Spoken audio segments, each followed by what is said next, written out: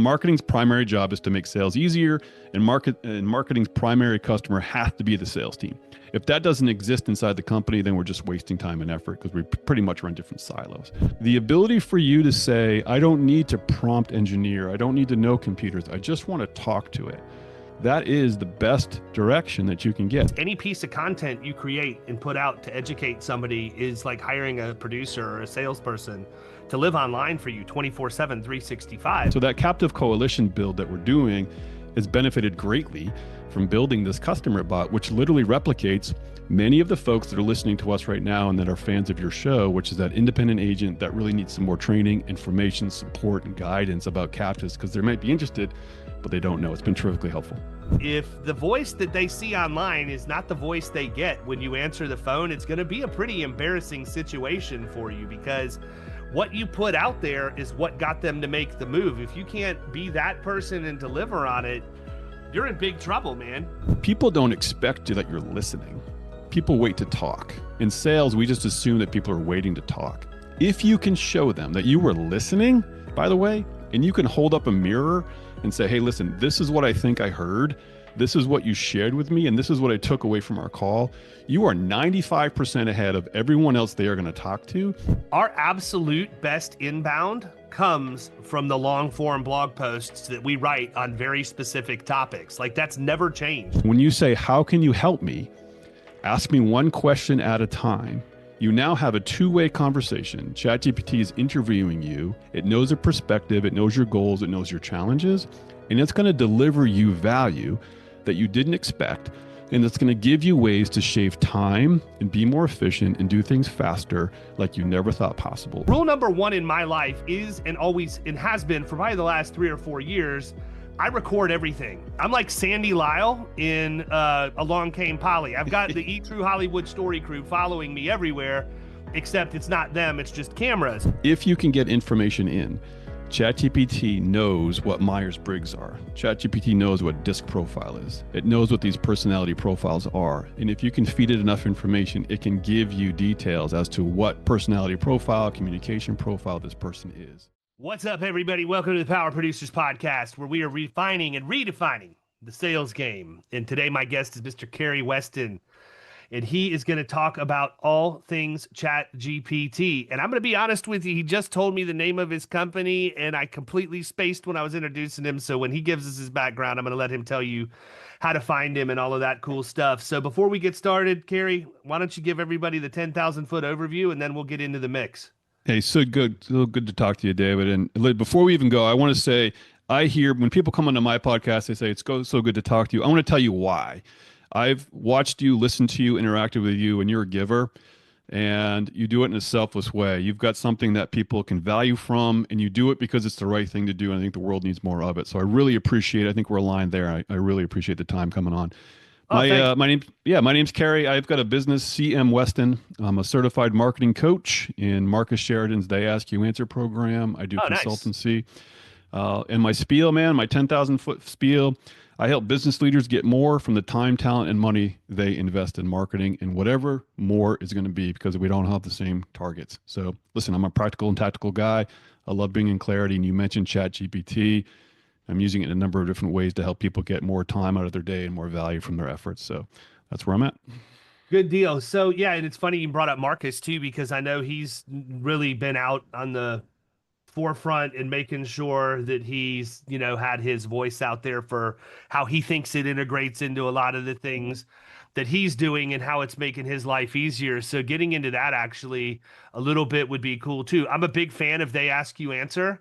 I'll be honest with you, I'm an accidental implementer of that. I just sort of figured it out on my own before I ever even knew that he had written the book.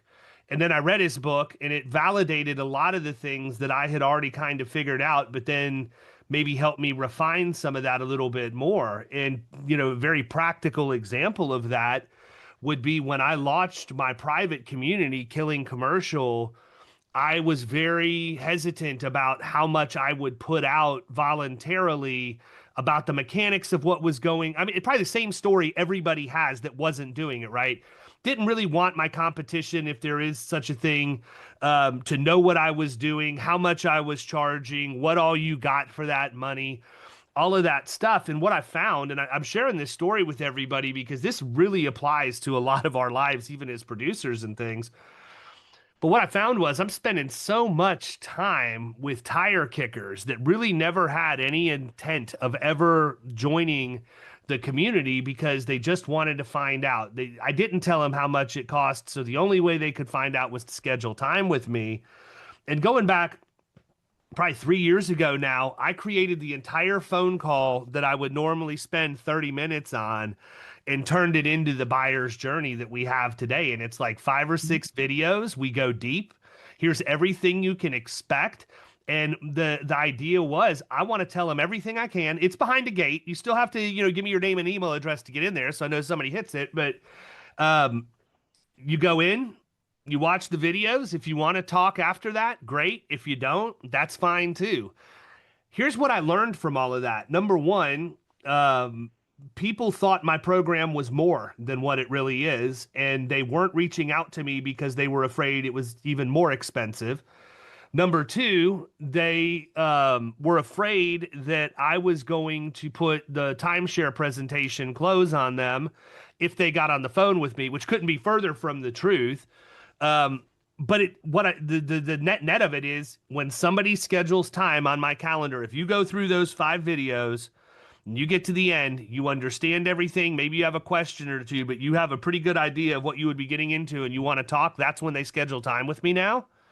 And when I get that meeting appointment in my inbox, that meeting is a closed deal for all practical purposes. Those people, it's literally, how do you invoice me? How do I pay you? When can I get started? What does that look like? And so I think that's interesting because it's one of those situations where I was losing half of my life by death through 1,000 cuts on these freaking discovery calls. And I wasn't just taking the time to block it, do it right one time, get it built and let it ride. And as soon as I did that, I got a bunch of my life back every single week to do other things. So it's cool to hear you saying, that you're part of or certified to teach what Marcus teaches. I'm interested, though, as to how ChatGPT is starting to come into some of the they ask you answer type stuff, because, I have my own use cases for it. I do not claim to be an expert by any stretch. It has made my life a lot easier using it for the things that I do, but I'm sure I'm leaving a lot on the table, too. Yeah. So a couple quick stories. We're kin here. So I met Marcus, same thing. I'm a big fan of practical, tactical, common sense. So I was already kind of doing this, but I hadn't framed it. You know how you just do things instinctually, but you don't really have a package or a framework or a name for it. You just do it. And I was going to a presentation in Portland, Maine. I was going to a conference, and this is before the book was out. And I got lost because the signage wasn't very good. I didn't know where I was going. Never been on that campus before. And in the parking lot was a guy with his daughter, and they were pulling suitcases, and he was lost too.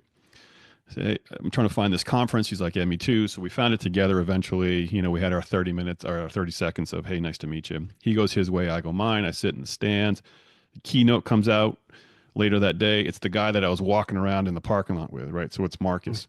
And he brings out his thing, and he brings out his they ask you, no book at this point, just a philosophy. And I'm watching this, and I'm like, this guy is saying so succinctly, in framing everything that I want to do and believe, he's wrapping it up in a nice bow. So I've stayed in touch with him ever since. When the coaching program came up, I jumped in real quick and got to know him, and it's been great.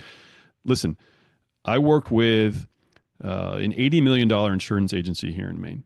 And to wrap all this up, they've been around for, I'm going to say 40 years.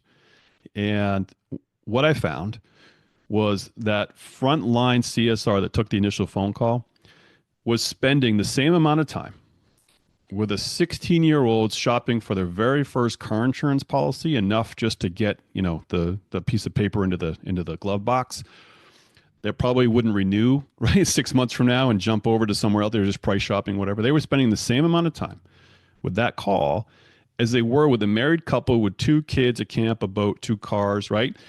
And do the math there. I mean, the ROI on that time is useless. And so it's the same thing in the commercial world between small and middle market. You can waste all day on a small account that pays you a tenth of what a middle market account that takes less time to work on pays you. Yeah, right. So ROI is more than just profit. It's your time, it's your employees, it's nurturing the leads. And that's where I find a lot of confusion is people think an inquiry is a lead and all leads are the same. And they're absolutely not, right? And so I love the picture that you painted because marketing's primary job, and this is a market's philosophy, but marketing's primary job is to make sales easier, and marketing's primary customer has to be the sales team.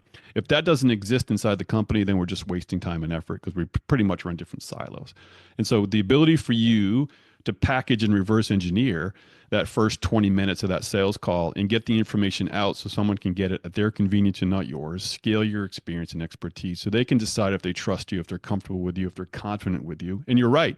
When we do this for clients, David, that first call, it's not who are you, what do you do, and how much does it cost? It's when can we start and how does this work? I mean, they're just ready to rock. And so if you can respect, I call it taking the empathetic position of the customer, which we forget all the time what it's like to be the buyer.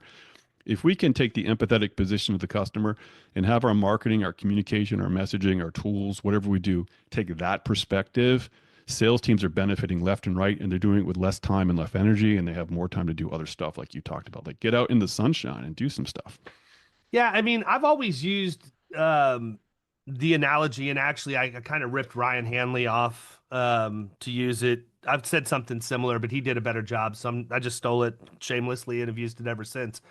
But Leo, my whole theory with all of this stuff is any piece of content you create and put out to educate somebody is like hiring a producer or a salesperson to live online for you 24/7, 365. So when people complain about not having time to create content, I'm sitting here thinking to myself, if you just made the time, if you only did one really good blog post a week, every year you're hiring 50 to 52 salespeople to work with you.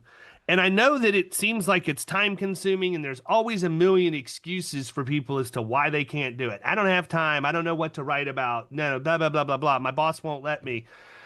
And whatever it is, here's what I can tell you unequivocally. Our absolute best inbound comes from the long form blog posts that we write on very specific topics. Like that's never changed. I've been blogging for 20 years and over 20 years it's never changed. It might vary a little bit in terms of the velocity that stuff comes in, but I can tell you that now that we've got what I would consider to be critical mass living on the internet, you can be sure that we're going to get several leads a week that we've done absolutely nothing actively to have come in. And when you get those leads, based on how they fill out the intake form and the information they provide, these people are red hot and ready to go. This isn't one you want to, well, I'll give them a ring later tomorrow. It's 4 o'clock. I got one foot out the door. No, these people are ready to buy from you right now. So I think part of it too is, I don't know that writing blogs or creating what I consider to be authentic content is something you're ever going to take a shortcut on as far as the actual production portion of that. Certainly with ChatGPT, we have a way to train it in a way that it can speak in our voice. But I feel like if nothing else, even if you want to write all your own content, do your own video, whatever, we could be using some of the stuff from ChatGPT to streamline what that process looks like. I'll give you an example of something that I do inside the community. Every week we have a call I've got multiple calls a week, but every week we've got a standing call for an hour that is going to be topical. So week 1 is sales, week 2 is marketing and prospecting, week 3 is agency owners only, so that we can talk about the producers behind their back. I'm just kidding. And then week number 4 is like a town hall. Bring what you're dealing with, what you're fighting to get through right now, and let's work through it as a community in real time. Well, rule number 1 in my life is, and always, and has been for probably the last 3 or 4 years, I record everything. I'm like Sandy Lyle in Along Came Polly. I've got the True Hollywood Story crew following me everywhere, except it's not them, it's just cameras. Make it rain. Yeah, white chocolate. But favorite movie, one of my favorite movies of all time, by the way. I absolutely love it.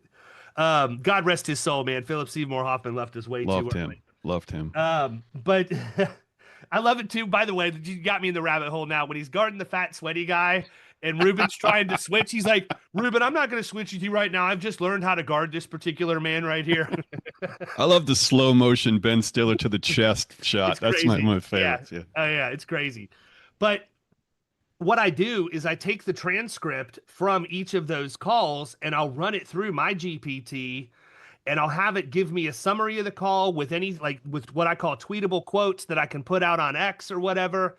It'll give me keywords from the entire call so I can use it as tags inside the community so that people can find it when searching better.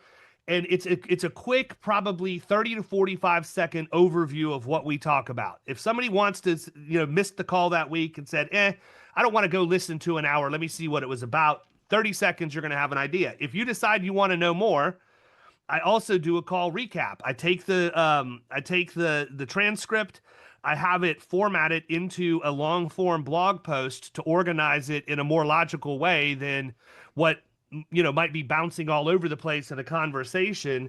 And I attach that to the upload. That's about a 3 to 5 minute read. Now you can go a little deeper based on the summary. If you would, then you can say, you know what, this is good. That's really all I needed.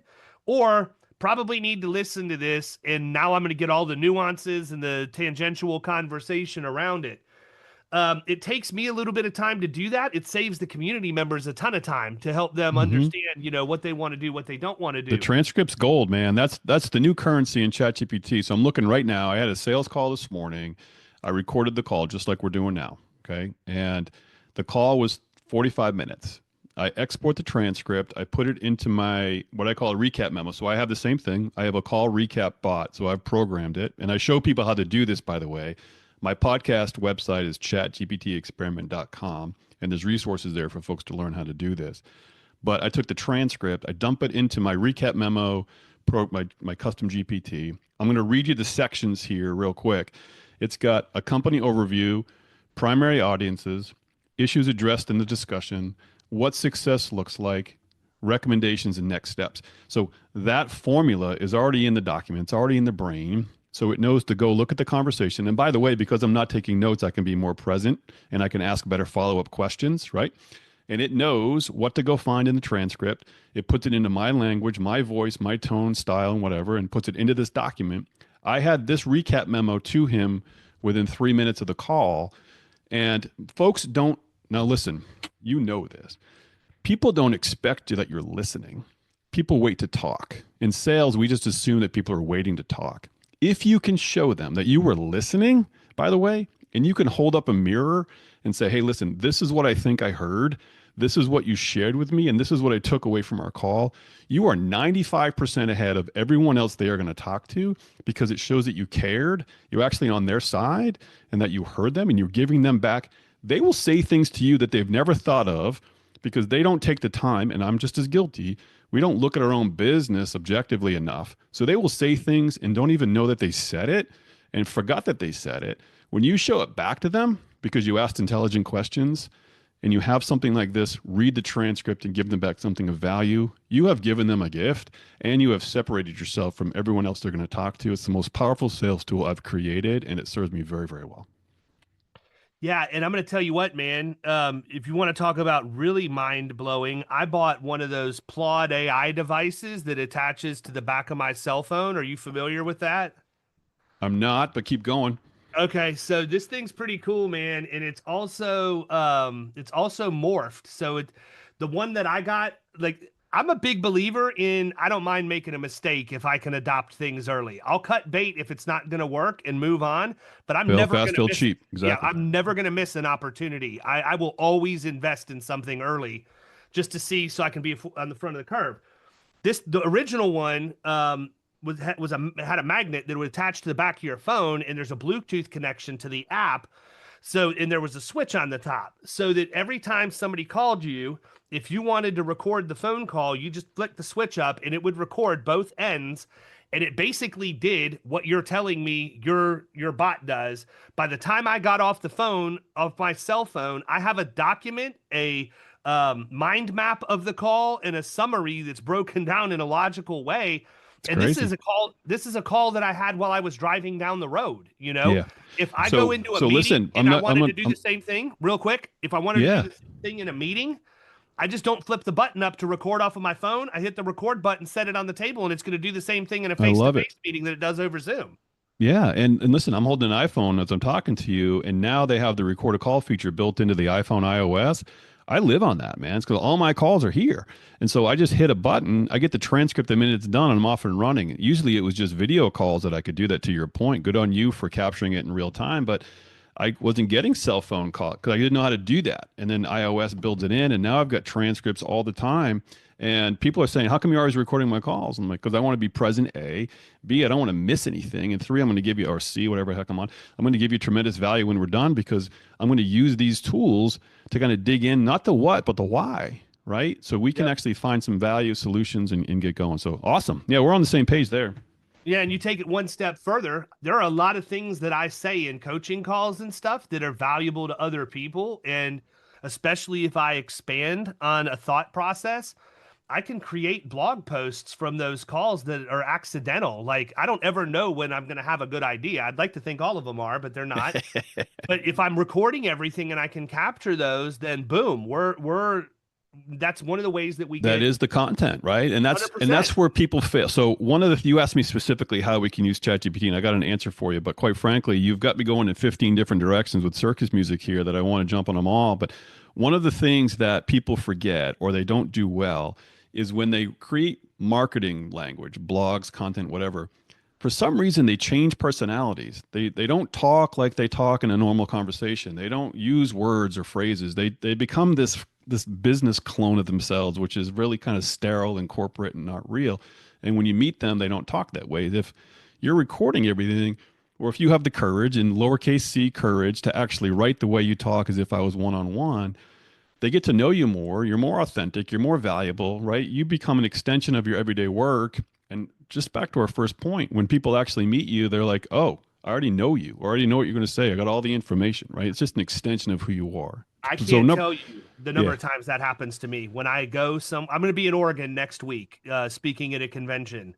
I fully anticipate at least a half a dozen people will say, "You're exactly the same guy that you are yeah, online. Like, it's yeah, amazing. You're not any different. Like, I feel like I already know you." Like, that's the yeah, greatest compliment in the world to me. And it goes yeah. back to something that I've said all along.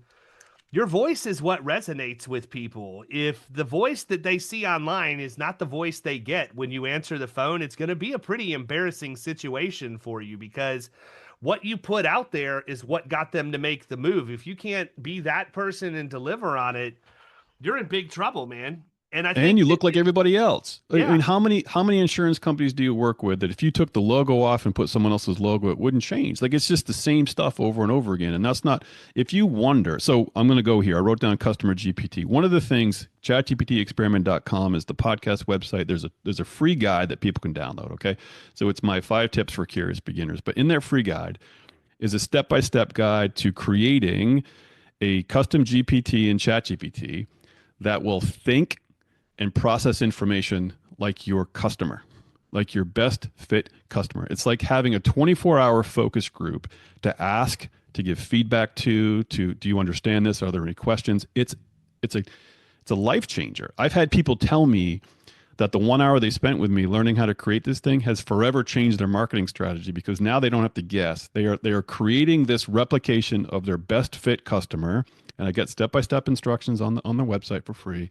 They create it, and now they've got somebody that they, or I say somebody, something that they can say, hey, if I give you this piece of information, or if I give you this website, or this document, or this article, what do you think? Does it work with you? Do you have any questions? Is there anything not clear? Is there anything I need to explain more? What else would you think? What would be the next step?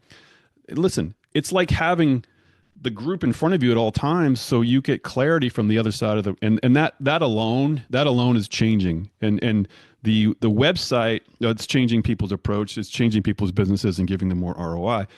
The website game, same thing. You take your website address and feed it to this customer bot and you say, if you landed on here not knowing anything about my business and not knowing anything about what I do and how I do it, do I look different? Do I add value? Do I answer your questions? Am I providing you an answer to the problems that you have? And if not, let's go. What do you want to see? What do I need? What am I missing? What would make you more comfortable and confident to actually approach me? And people are shocked when they learn that what they try to say on their website doesn't resonate to new customers because it's the curse of knowledge. They look at it and they say, "Well, I know what it means." But Joe Blow looking at you for the first time doesn't. And that's the perspective that we miss so much. So this customer GPT thing allows us to get that objective second set of eyes to ask that question of, to say, look at this, what questions give me. I want to connect to the customer, not other insurance folks. And that's really where the big game changer is for that. Yeah, actually, my friend David Watson put something out last week at the end of the week about he put some sort of a prompt in Chat GPT, and I'm going to butcher it, so I'll summarize it. But essentially, it was asking Chat GPT, based on everything you know about me, where are my blind spots, or where are my Yeah, weaknesses? I grabbed that one. I saw that post and grabbed it, My and it God, shocked the man, heck it out of was me, dead brother. on like I'm a very objective person. I'm probably my own worst critic, so I don't I'm very much aware that I'm not perfect in anything. What blew my mind is how freaking accurate that thing was, man. It was Scary. scary how It's accurate it was. scary. Yeah. Yeah. And I'll tell you, uh, I think he was on your show. A friend of mine, Warren Cleveland, down in Florida, is putting together Captive Coalition. It's a captive program designed specifically for independent agents, and I know you got a lot of them. And one of the practices that we've been doing as we've been building this company and building the messaging is creating an independent agent bot. So on my computer, I have an independent agent bot and I've programmed it with, and these are coming from real conversations with real agents, transcripts, just like you talked about. So I feed the transcripts in. I know their concerns, their fears. I know their questions, their unfamiliarities with captives. What do they want to know? What are the bad experiences? We've fed it, fed it, fed it. And everything we do with Captive Coalition is geared towards that independent agent being in charge, being in power of the relationship and moving forward. So everything we do, I run it against that bot. And I say, if I say this, do you understand it? What questions do you have? Like, if I give you this piece of information or this email, does this resonate with you? Does our core mission come through? All that stuff, right? So that captive coalition build that we're doing has benefited greatly from building this customer bot, which literally replicates many of the folks that are listening to us right now and that are fans of your show, which is that independent agent that really needs some more training, information, support, and guidance about captives because they might be interested, but they don't know. It's been terrifically helpful. Yeah, no, and I agree, man, because if you think about it from my standpoint, I can go in 20 years in the business. I've got some letters behind my name from getting designations and stuff. And it's pretty easy for me to lose somebody in technical insurance jargon and talking too quickly and not storytelling probably the way I should at the point of sale. And I think that Warren specifically probably is very susceptible to that because you automatic. I shouldn't say you automatic. I can't imagine he makes the assumption everybody knows as much as he does about captives, but I think it's a trap you can fall into where if somebody reaches out to you, you start going a million miles an hour, and it's like, whoa, wait a minute, man, let's go back.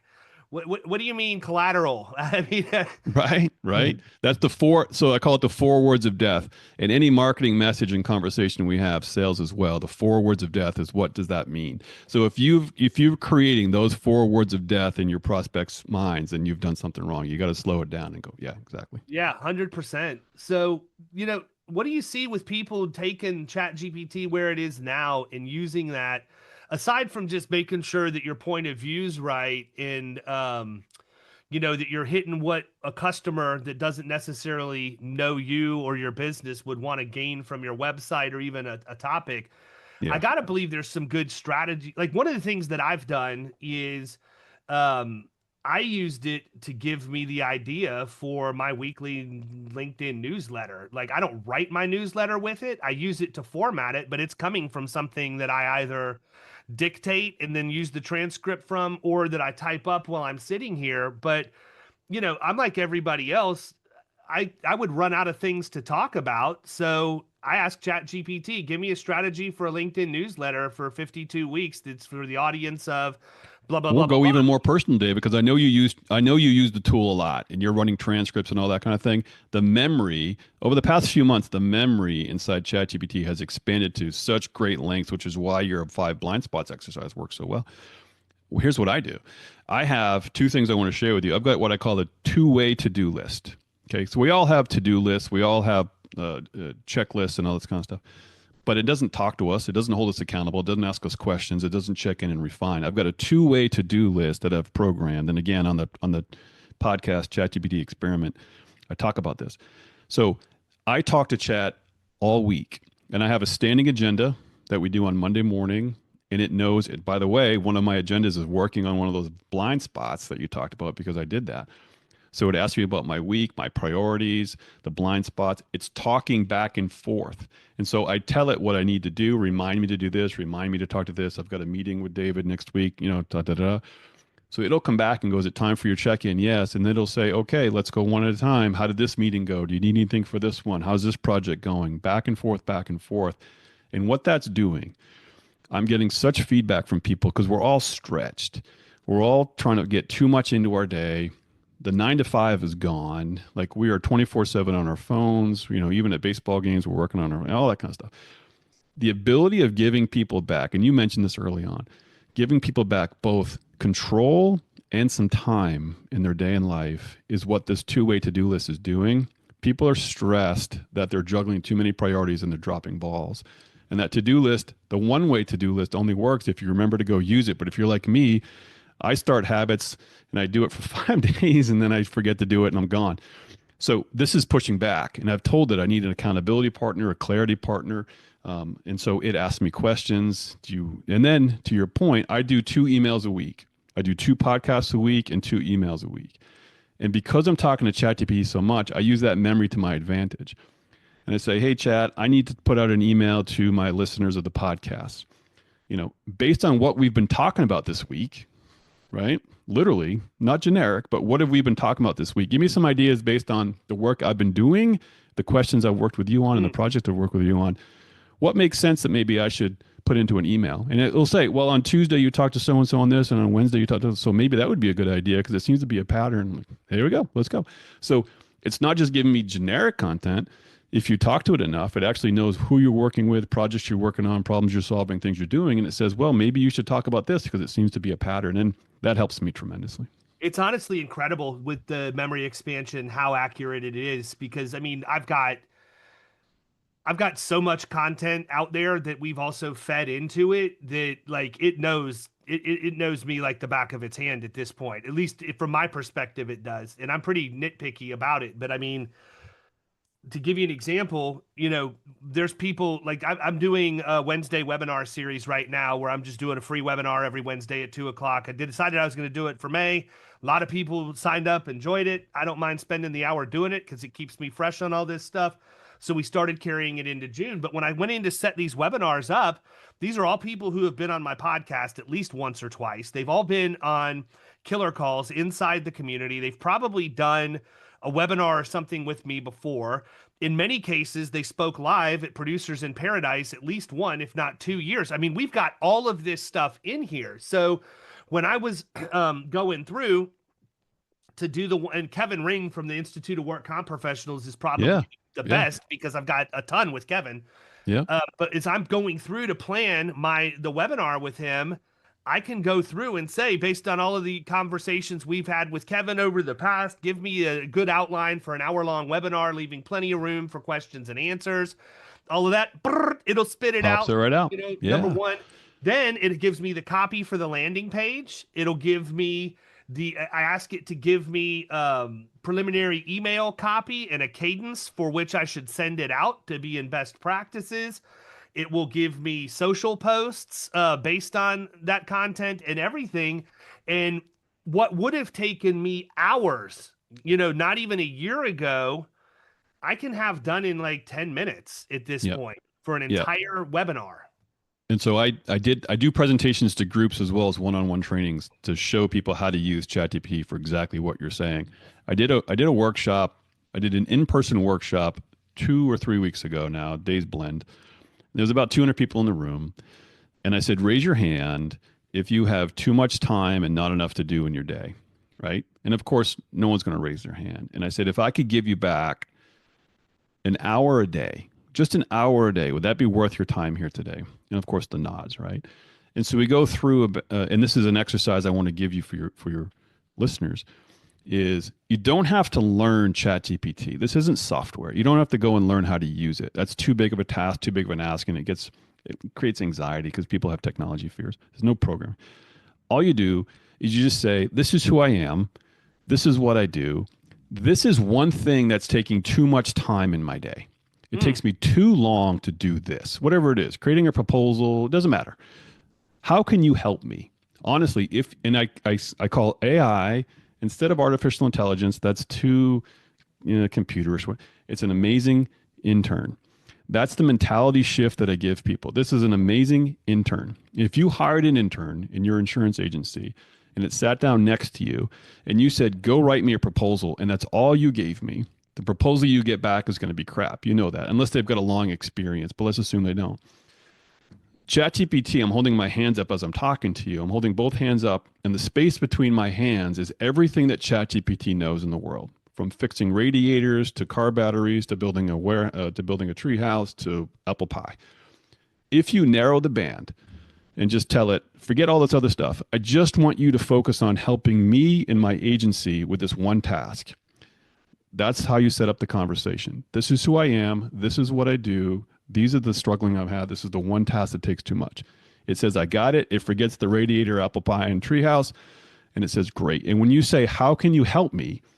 Ask me one question at a time.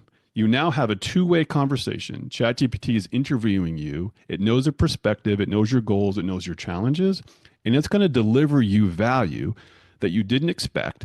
And it's going to give you ways to shave time and be more efficient and do things faster like you never thought possible. And that, when I bring that up in a workshop or a one-on-one training, the light bulbs go on, the eyes get wide, and they just simply say, "I didn't know that.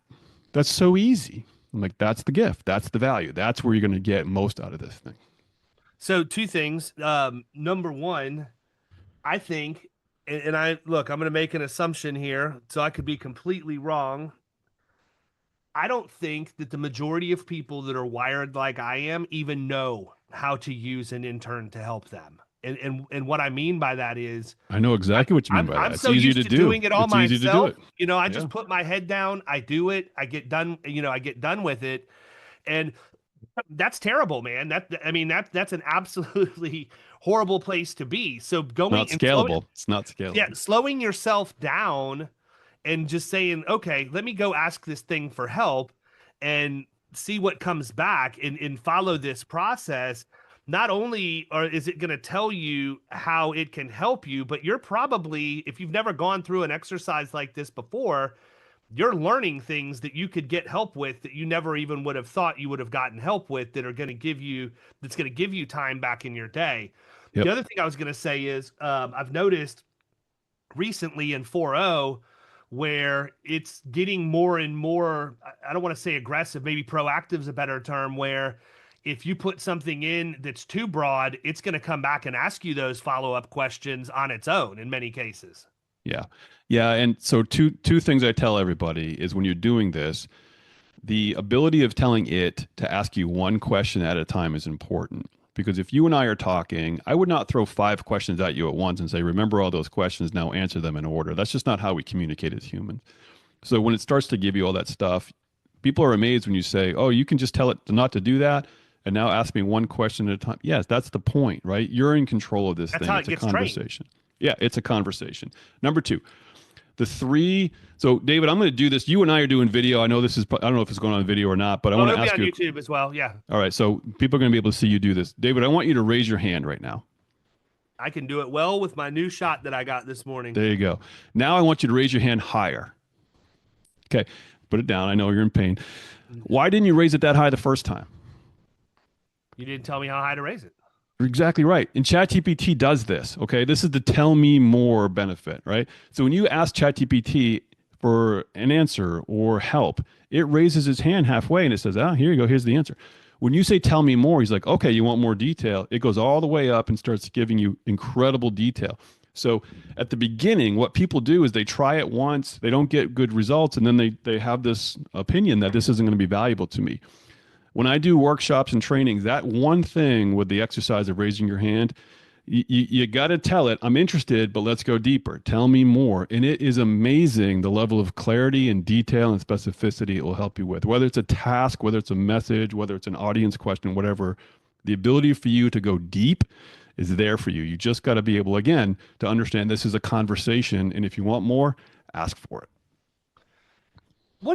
What kind of advice do you give to people who don't really even understand how to write prompts the right, I mean, maybe by best practices or the right way or whatever. Mhm. And I'm asking this selfishly because I see people who use ChatGPT way more than what I do, and I use it a lot. And the structure of the way they put things in is completely different. For me, to your point earlier, it's almost all conversational. I'm going to talk to it. Most of the time, it's going to be a paragraph as opposed to like different steps and everything. And I have to believe I'm missing out by doing it that way as opposed to having a more structured format. I got No, to believe this not is at all. something that you teach or Yeah. something that's in your podcast. But what is the best way to enter your prompts in? This right here, brother, just talking to it. And so one of the episodes I Oh, then have is I'm good called, then because that's yeah, literally you're what I doing it. do. No, you're doing it. And listen, this is the paralysis.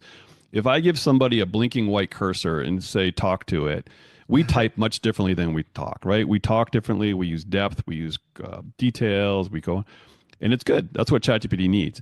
We slow down. We get dumb when we type. We use short, that kind of stuff. So there's a method by which you can literally talk to it. So I've got it set up, and there's a podcast episode that talks about voice to text. So I have a keyboard on my Mac. I hit my control button twice. Now I can talk to text.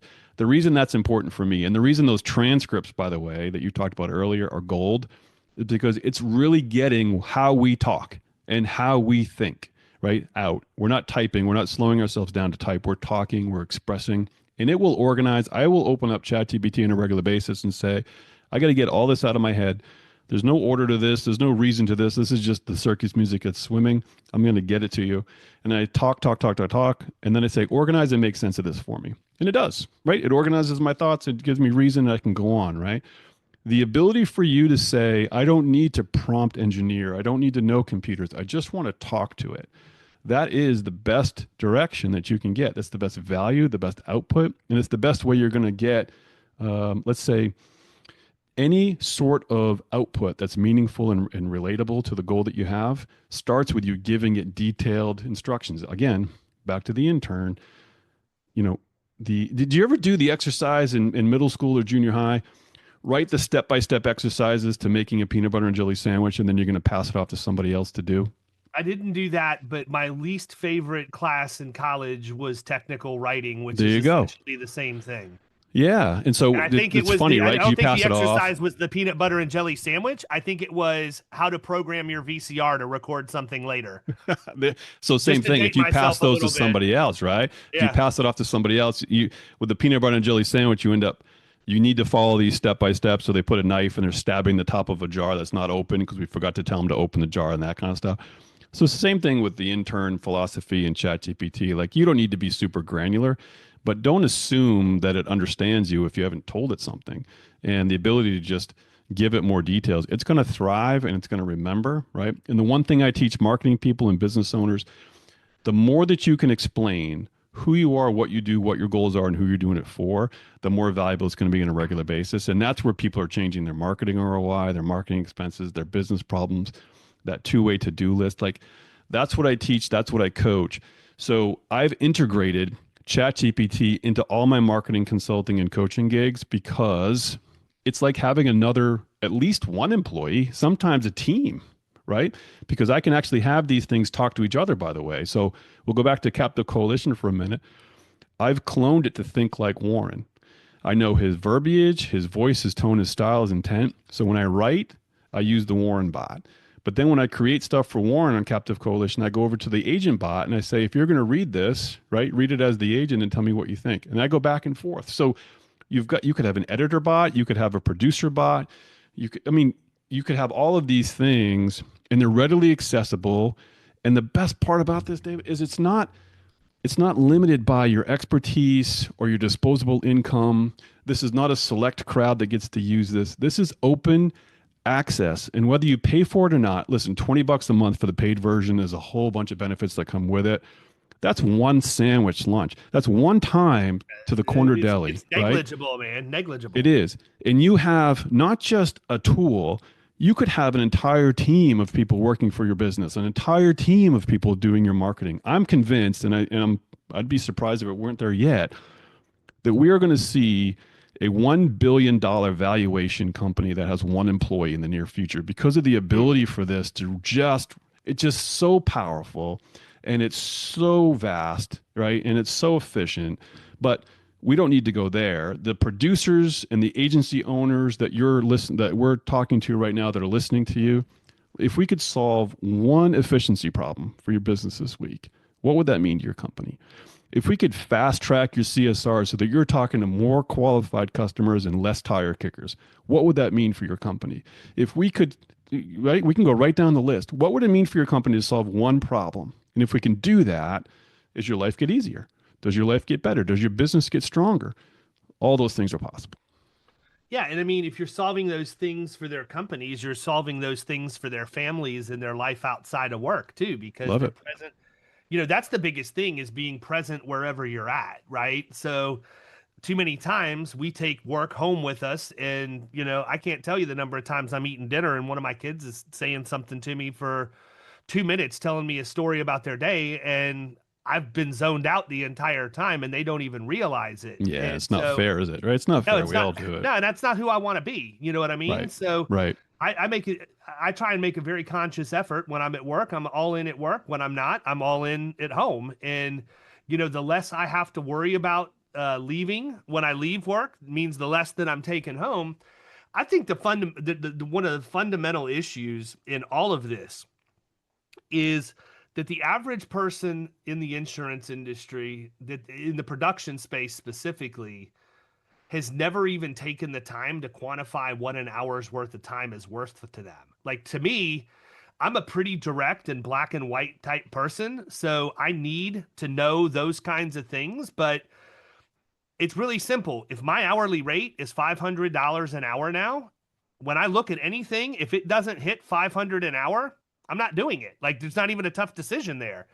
Obviously, I'm not going to monitor my home life in the same way, but that's one thing that I did that got rid of a ton of the stuff that was just wasting time all day long. Cruising around Facebook to see what's going on at lunchtime is not paying me $500 an hour. What could I be doing in that time frame that's actually going to be revenue bearing? I mean, it's Or different if I'm interacting with people that are clients or prospects or whatever else, but usually that's so not the case. Usually I'm looking at who got the golden ticket on America's Got Talent last night. the so let's you just teed something up. If it takes you an hour, and I have a client that was blown away by this. If it takes $500 an hour, let's say it takes you an hour right now to do that proposal or to do that work or whatever it is. What if you could do that same thing in 10 minutes but still get $500 for it? Yep, Would that be worth your time? 100%. It's value driven, right? That's the process. We had a client that it took an hour and a half to do all the proposals because of the complexity. And the reason he was doing it was because no one knew what the price was. To your very first point, no one knows what it costs because he wasn't telling them. And he had to do an hour and a half worth of work to get him a quote. And then at the end of that hour and a half, he was getting 50% of the people, 50% of the people, half saying, oh, that's too expensive. That's time you can't get back. Right. So we give the information, we give the prerequisites, we give the pricing ranges, right? We don't have to do a price chart, but ranges and what makes it less expensive, what makes it more expensive. And we model that all up. Now, the hour and a half he's spending, he's getting an 80% close rate because he's given it all up front, right? And there's always going to be people that say no, even when they say yes at the beginning.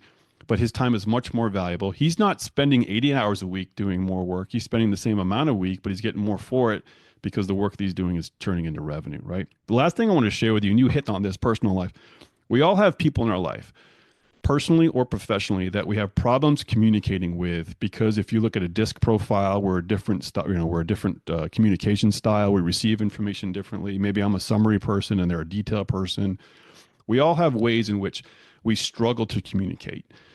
I've created, because the transcripts, again, here's a very, very powerful way in which ChatGPT can change your life if you have this problem. It could be your spouse, could be your friend, could be employee, could be your boss, could be a client. If you can get information in, ChatGPT knows what Myers-Briggs are. ChatGPT knows what DISC profile is. It knows what these personality profiles are. And if you can feed it enough information, it can give you details as to what personality profile, communication profile this person is. Put that into a custom GPT, and all of a sudden now you've got, I need to share this with David, and this is what I want to say. Look at it through David's lens and tell me how I need to send this information to him so he gets what he wants, so he understands what I'm trying to say. And that right there has solved so many communication problems for folks that it's so powerful. Mm.